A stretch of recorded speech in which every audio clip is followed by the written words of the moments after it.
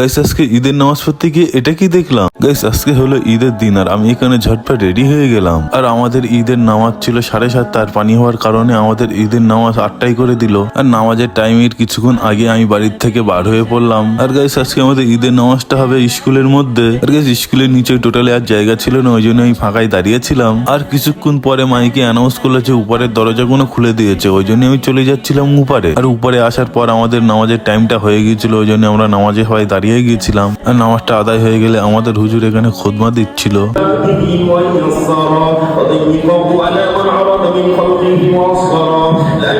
আর খুতবাটা দোয়া হয়ে গেলে দোয়াটা সেরে নিয়ে আমি উপর থেকে নিচে নেমে আসলাম। আর উপর থেকে নিচে নেমে এসে দেখছি প্রচন্ড লোক আছে, আর আমাদের 3 পাড়ার লোক একই সাথে ঈদের নামাজ পড়া হয়। আর তারপর এখানে আমরা গলায় গলায় মিলে নিচ্ছিলাম, মোসবা করে নিচ্ছিলাম। তারপর আমি চলে আসলাম বাড়িতে, বাড়িতে এসে একটু সিমুই খেয়ে নিচ্ছিলাম। আর তারপরে একটু আমরা ঘুরতে বার হয়ে পড়লাম। আর গাইস এই যে সেই আমাদের বিখ্যাত ড্রাইভার। আর গাইস ঈদের দিন আরো কি কি করলাম আমার নেক্সট ব্লগ আসছে, এখন তোমরা লাইক কমেন্ট শেয়ার করে দাও।